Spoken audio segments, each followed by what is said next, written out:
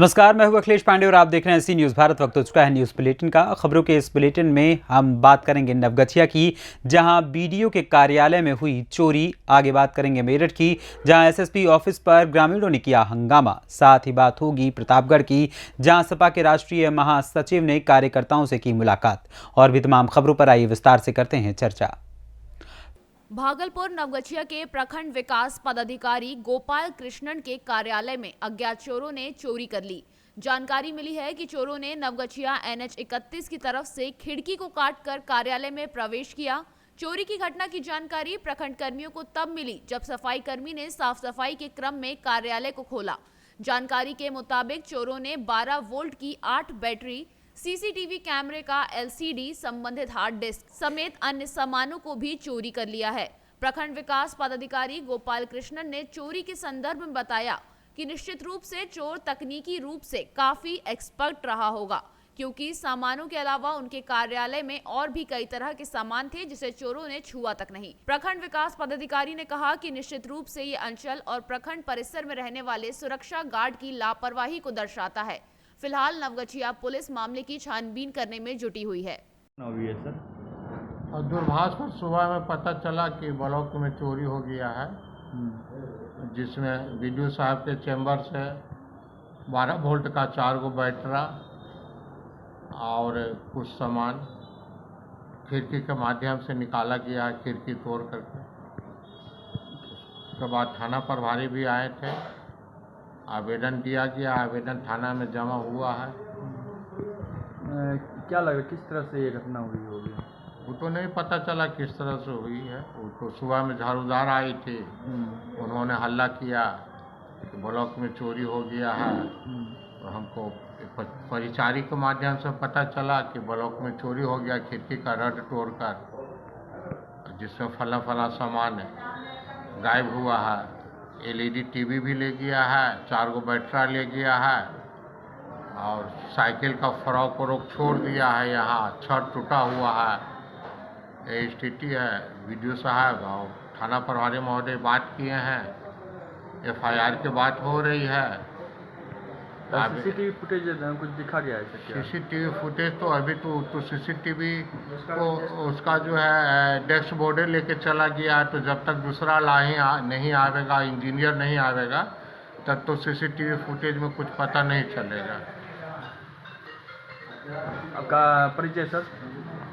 हम यहाँ के बड़ा बाबू हैं, मोहम्मद कलीमुद्दीन। आपके कार्यालय ऑफिस में चोरी की घटना हुई है, क्या घटना है सर?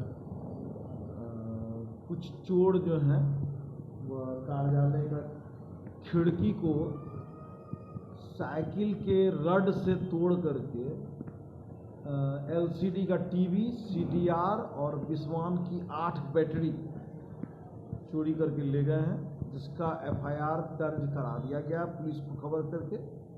स्वसमय जब कार्यालय को सफाई कर्मी और जो है अटेंडेंट लोग खोले, सफाई करने के दौरान करीब 9 बजे के आसपास ही सफाई ऑफिस का होता है, तो उन लोगों ने मुझे फ़ोन किया, ड्राइवर के माध्यम से खबर भिजवाया कि ऑफिस का खिड़की तोड़ा हुआ है और यहाँ से LCD की चोरी हो गई है। LCD मतलब CCTV कैमरा का जो डिस्प्ले होता है वो काफ़ी बड़े साइज का था, लगभग 40 इंच का था। और जब और देखा गया तो पाया गया कि विस्वान का 8 बैटरी जो मेरे चैम्बर में था वो भी चोरी हो गई है। लेकिन चोर काफ़ी लगता है कि व्यावसायिक और एक्सपर्ट, इंजीनियरिंग एक्सपर्ट चोर है, क्योंकि वह CDR भी चोरी करके ले गया है और छोटा छोटा नया सामान, रूम हीटर, मेरा इन्वर्टर का बैटरी, इन्वर्टर, UPS, ये सब छुआ तक नहीं, जिसका ससमय पुलिस को, DSP साहब को, थाना इंचार्ज को, हमारे वरीय पदाधिकारी SDO साहब को सूचना दी गई और उन लोगों के निर्देश के आलोक में FIR दर्ज करा दिया गया। पुलिस अनुसंधान कर रही है। सर, यहाँ गार्ड भी रहते हैं? जी। और किस तरह की यहाँ पे सुविधा? सुरक्षा गार्ड की बिल्कुल लापरवाही है। यहाँ पर 5 सुरक्षा गार्ड रहते हैं, 4 गार्ड और उनका एक जमादार, और चारों गार्ड की लापरवाही है कि चोरी हो जाती है और वो कार्यालय परिसर छोड़ दीजिए, मुख्य वेश में की भी रक्षा नहीं कर पाते। कार्यालय वेस्ट में है मेरा, यह चैम्बर के भीतर चोरी हुई है। आगे साइड से तो ताला काफ़ी 2-3 ग्रिल है, पीछे साइड का खिड़की को रड से तोड़कर चोरी किया गया है। इसको देखते हुए आप किस तरह से कहेंगे?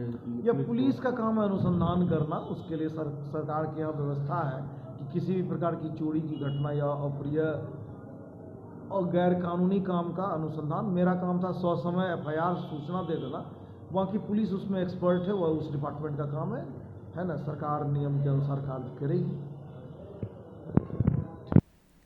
भागलपुर से सी न्यूज संवाददाता राहुल कुमार सिंह की रिपोर्ट।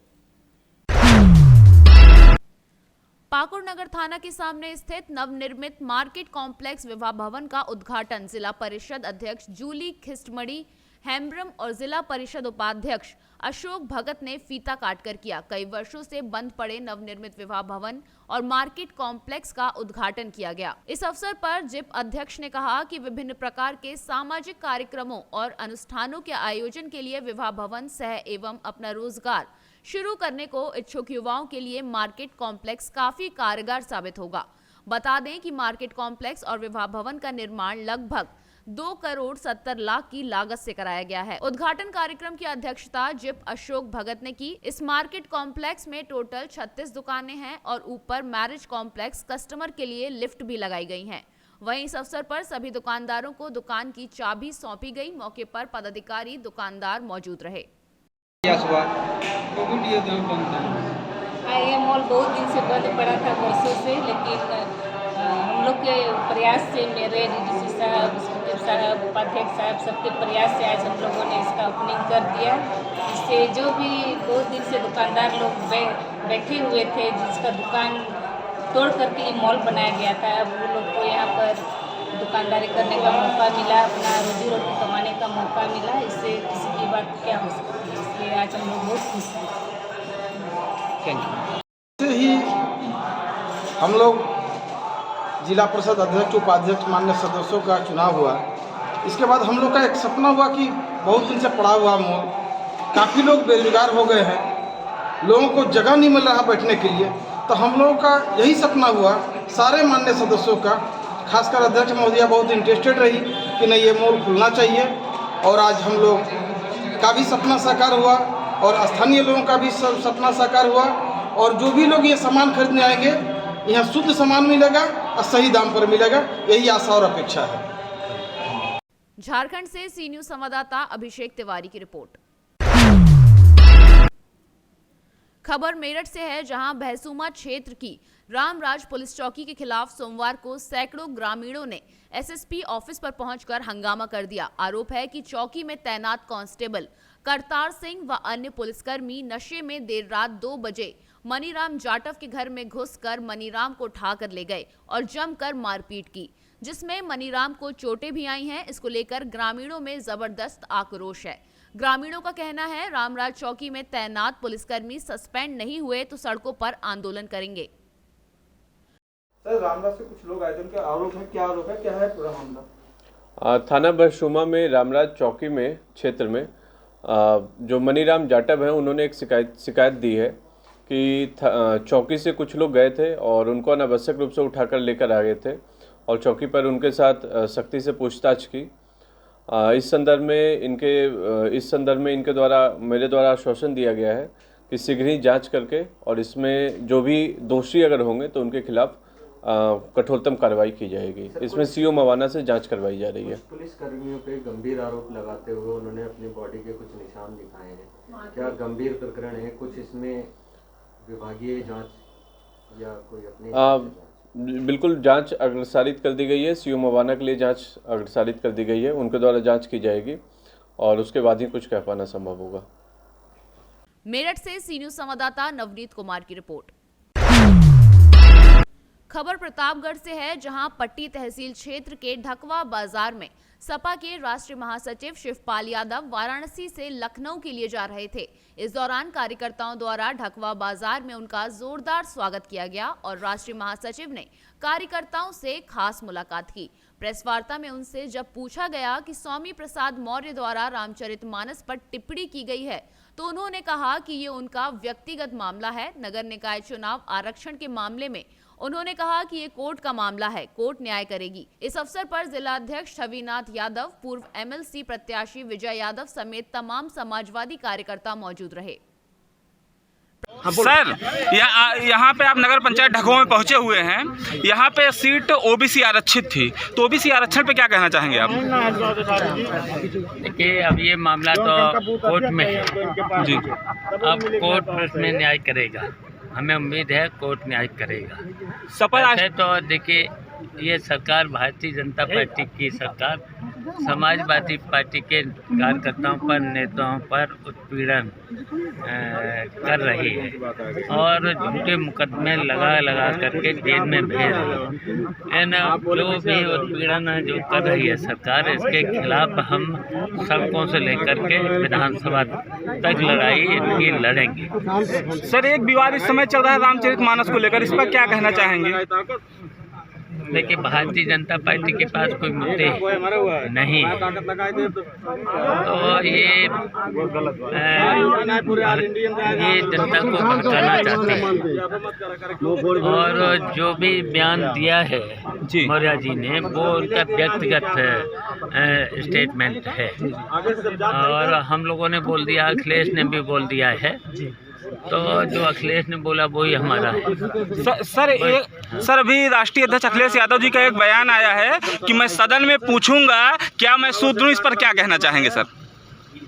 देखिए, वैसे तो देखिए, इन बातों पर हम नहीं जाना चाहते हैं। जो अखिलेश ने कहा है, तो अखिलेश ने जो कहा है वही हमारा है। 2024 का चुनाव होने वाला है, तो इसकी क्या तैयारियां हैं? देखिए, अब हम पूरे उत्तर प्रदेश में जी हर जिले में जाएंगे, दौरा करेंगे और हमारा समाजवादी पार्टी को मजबूत करके 2024 में समाजवादी पार्टी को सत्ता में लाना है। धन्यवाद सर। धन्यवाद सर। प्रतापगढ़ से सी न्यूज संवाददाता रोहित जायसवाल की रिपोर्ट। वाराणसी से लखनऊ जा रहे सपा के राष्ट्रीय महासचिव शिवपाल यादव का लम्बुआ नगर पंचायत में सपा नेता अतेंद्र जायसवाल के नेतृत्व में सपाइयों ने जोरदार स्वागत किया। राष्ट्रीय महासचिव बनने के बाद लम्बुआ में प्रथम आगमन पर सुबह से ही इंतजार कर रहे काफी संख्या में सपाइयों ने माल्यार्पण कर उनका स्वागत किया। राष्ट्रीय महासचिव यादव ने कहा कि कार्यकर्ता 2024 लोकसभा चुनाव में जीत दिलाने के लिए अभी से लग जाएं और बूथ स्तर पर संगठन को मजबूत बनाते हुए पार्टी को मजबूती प्रदान करें। भाजपा सरकार से आम जनता त्रस्त हो गई है। सपा की तरफ आशा भरी निगाहों से आम जनमानस देख रहे हैं। मौके पर जिला सचिव सतपाल यादव, ब्लॉक अध्यक्ष हरीश यादव सहित अन्य लोग मौजूद रहे। सुल्तानपुर से सी न्यूज संवाददाता वाजिद हुसैन की रिपोर्ट। थाना क्षेत्र के एक राजकीय हाई स्कूल में महिला पुलिसकर्मियों ने छात्राओं को जागरूक किया। इस दौरान छात्राओं को हेल्पलाइन नंबरों से संबंधित जानकारियां विस्तार पूर्वक दी गईं।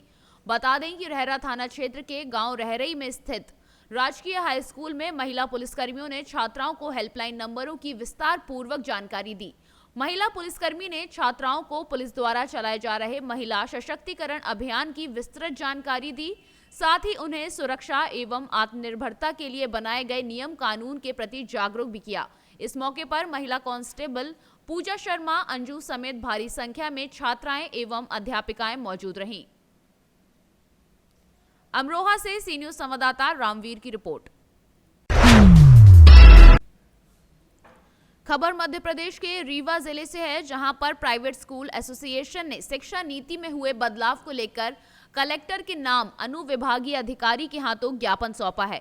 आइए सुनाते हैं कि इस दौरान प्राइवेट स्कूल एसोसिएशन के सदस्य व अनुविभागीय अधिकारियों ने क्या कहा। उसमें नर्सरी से कक्षा 8 तक की मान्यता के लिए सुरक्षा नीति 40,000 निर्धारित की गई है। जब से शिक्षा का अधिकार अधिनियम लागू हुआ था, शिक्षा नीति समाप्त कर दी गई थी और जिनकी जमा थी उनका पैसा ब्याज सहित लौटाया गया। दोबारा सुरक्षा नीति लागू की गई है, समाप्त किया जाए। दूसरी मांग है कि पहले नोटराइज किरायानामा से मान्यता मिलती थी, अब रजिस्टर्ड किरायानामा कर दिया गया है, इसको भी समाप्त किया जाए। तीसरी मांग है कि शासन ने नवीन स्कूलों के लिए 3 वर्ष की 10,000 की शुल्क तय की है और नवीनीकरण के लिए जो पुरानी स्कूलें जिनका मान्यता नवीनीकरण होना है उसके लिए 12,000 शुल्क तय की है, इस शुल्क को समाप्त किया जाए। किस तरह की दिक्कतें होंगी जो ये नए नियम लागू होने से हमें फीस में वृद्धि करनी पड़ेगी। अभी निःशुल्क शिक्षा का अधिकार अधिनियम लागू है, शासन ने इस नियम को पारित करके सशुल्क शिक्षा का अधिकार अधिनियम पारित कर दिया है, तो छात्रों के शुल्क में वृद्धि होगी, बहुत छात्रों पर पड़ेगा, अभिभावकों पर पड़ेगा। मुख्यमंत्री महोदय के नाम पर कलेक्टर सर के माध्यम से ज्ञापन प्रस्तुत किया गया है।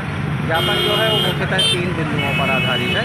इसमें जो इनकी मुख्यतः मांग है वो इनका कहना ये है कि जो सुरक्षा निधि शासन के द्वारा लगाई गई है उसको हटाया जाए।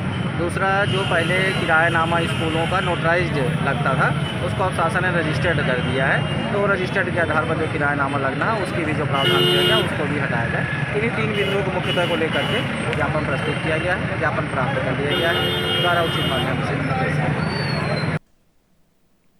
रीवा से सी न्यूज संवाददाता अर्जुन तिवारी की रिपोर्ट।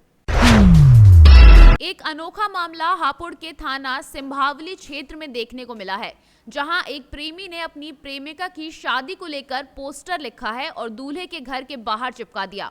अब ये पोस्टर सोशल मीडिया पर वायरल हो रहा है। बता दें कि इस सिरफिरे युवक से दूल्हे का परिवार परेशान है। युवक ने लिखा है कि दूल्हे राजा बारात लेकर मत आना, जिस भाई को दावत खानी है वे गोली भी खाएगा, दूल्हे सहित बारात को शमशान बना दूंगा। इसके बाद इस सरफिरे युवक ने दूल्हे युवक के घर के बाहर फायरिंग कर दहशत फैला दी है। युवक और युवती के परिजनों का कहना है कि धमकी भरे पोस्टर लगाने वाला युवक दबंग किस्म का है, उसके पास असला भी है, वे शादी में अनहोनी कर सकता है, इसलिए शादी में पुलिस की ओर से सुरक्षा व्यवस्था की जाए। पुलिस का कहना है कि शादी से पहले ही इस मामले में कार्यवाही की जाएगी, अगर जरूरत हुई तो शादी में फोर्स लगाई जाएगी। मामला सामने आया जहां एक प्रेमी ने दूल्हे के घर के बाहर पोस्टर लगा दिया है और धमकी दी है दूल्हे को भी और बारात को भी। सर, क्या मामला और क्या कार्रवाई अब तक की गई है? देखिए, थाना सिंभावली में एक प्रार्थना पत्र प्राप्त हुआ था, जिसमें जो कंप्लेनेंट हैं जय सिंह, उन्होंने बताया कि उनके घर के बाहर एक धमकी भरा पत्र लगाया गया है, जिसमें उनके यहाँ जो हाल फिलहाल में उनके बेटे की शादी होने वाली है उसको लेकर के उनको धमकी दी गई, उनको, उनके बेटे और परिवार को। इस पूरे प्रकरण को दृष्टिगत रखते हुए पुलिस द्वारा तुरंत इसमें अभियोग पंजीकृत किया गया है और सभी तथ्यों की छानबीन की जा रही है। साथ ही साथ इसमें प्रथम दृष्टया जो अभी तथ्य सामने आए हैं उसमें कोई आपसी कलह और घरेलू कलह की बात सामने आ रही है, जिसमें आपस में ही घर में प्रतिद्वंद्विता होने कारण इस तरीके के कुछ ये जो पत्र है वहाँ लगा है। इसमें पुलिस द्वारा भी आवश्यक छानबीन करी जा रही है और 2-3 सस्पेक्टेड लोगों से पूछताछ भी की गई है। जल्द इसमें कभी ये बारात जानी है और क्या अगर ऐसा होता है तो बारात को सुरक्षा मुहैया कराई जाएगी? देखिए, इसमें फरवरी के महीने में इनके यहाँ शादी होनी है और इसमें दोनों परिवार से बातचीत हुई है और पुलिस द्वारा इसमें बिल्कुल पूरे परिवार को सुरक्षा दी जा रही है। साथ ही साथ जैसा कि मैंने बताया, कुछ सस्पेक्टेड लोग हमें मिले, उनसे पूछताछ हुई और प्रथम दृष्टया घरेलू कलह की बात सामने आ रही है। इसमें अभी पुलिस द्वारा जो अभियुक्त हैं उनके खिलाफ कार्रवाई करते हुए जल्द से जल्द इस पूरी घटना का नामकरण करते हुए जो सस्पेक्टेड अभियुक्त उनको गिरफ्तार किया जाएगा। हापुड़ से सी न्यूज संवाददाता सचिन सागर की रिपोर्ट। जौनपुर जिले के रामपुर थाना क्षेत्र के गोपाला बाजार में स्थित प्राचीन शिव मंदिर में स्थापित माता पार्वती की मूर्ति को अराजक तत्वों ने तोड़ दिया और गणेश जी की मूर्तियां भी अराजक तत्व उठा ले गए। मंदिर के पिलर को क्षतिग्रस्त कर दिया गया। प्रखंड अध्यक्ष रामनगर दुर्गेश अग्रहरी की सूचना पर विश्व हिंदू परिषद और बजरंग दल के दर्जनों कार्यकर्ताओं ने पहुंचकर स्थानीय पुलिस प्रशासन को घटना से अवगत कराया। थाना अध्यक्ष रामपुर दिव्य प्रकाश सिंह ने कहा, जांच कर दोषियों पर उचित कार्यवाही की जाएगी। इस मौके पर बजरंग दल के जिला बलोपासना प्रमुख ब्रिजेश पांडे, विश्व हिंदू परिषद के रामपुर प्रखंड अध्यक्ष योगेश त्रिपाठी समेत दर्जनों लोग मौजूद रहे। मैं दुर्गेश कुमार अग्रहरी, प्रखंड रामनगर विश्व हिंदू परिषद अध्यक्ष हूँ। मुझे कल हमारे गोपालापुर मार्केट में एक शिव जी का मंदिर है, वहाँ पे हम लोग शाम को आरती करते हैं भक्तजन जाके। और जब कल शाम को गए तो पार्वती जी का मूर्ति वहाँ खंडित मिला, और साथ में एक गणेश जी का मूर्ति भी था, वो भी गायब मिला, और एक पिलर जो स्तंभ होता है वो भी टूटा हुआ मिला। इसकी सूचना आप कहीं पे दिए? इसकी सूचना हमने जो है थाना जो हमारा रामपुर लगता है, थाना अध्यक्ष को हमने सूचित किया, और प्रार्थना पत्र भी हमने लिख के रामपुर थाना पे जमा किया हुआ है। क्या आपको आश्वासन मिला थाने से, बताइए? आश्वासन मिला है कि ये उचित कार्रवाई किया जाएगा इस पे। किसी के ऊपर शक है? कौन ऐसा कार्य कर रहा है? ऐसा कोई शक तो नहीं है, ये कोई है जो आसपास के ही लोग हैं जो कर रहे हैं, कोई बाहरी आके नहीं करेगा ये। ठीक है, धन्यवाद। जौनपुर से सी न्यूज संवाददाता ब्रिजेश सिंह कौशिक की रिपोर्ट। जनपद कानपुर देहात के अकबरपुर तहसील में अधिवक्ता समिति के अध्यक्ष पद के दावेदार वरिष्ठ अधिवक्ता अमित श्रीवास्तव ने मंगलवार को अकबरपुर तहसील परिसर में बने हनुमान मंदिर में विशाल भंडारे का आयोजन किया। अधिवक्ता समिति के अध्यक्ष पद का चुनाव बुधवार को होना है। वहीं वरिष्ठ अधिवक्ता अमित श्रीवास्तव ने सी न्यूज भारत चैनल के संवाददाता से खास बातचीत भी की, जिसमें उन्होंने बताया कि अधिवक्ताओं में काफी उत्साह है, सभी अधिवक्ता हमारे साथ हैं और कल मतदान होना है। रिजल्ट आपके सामने होगा, जीत हमारी होगी, वे भी पूर्ण बहुमत के साथ। जो अधिवक्ताओं से हमने वादा किया है घोषणा पत्र में, वे भी पूरे काम निष्ठा और ईमानदारी से किए जाएंगे। हम अधिवक्ताओं के हमेशा साथ हैं और साथ रहेंगे। कानपुर देहात से सी न्यूज संवाददाता दीपक श्रीवास्तव की रिपोर्ट। आज अंतिम दिन है, कल मतदान होना है, क्या कुछ कहना है इस विषय में आप बताइए? गजब का उत्साह है, परिवर्तन की लहर है।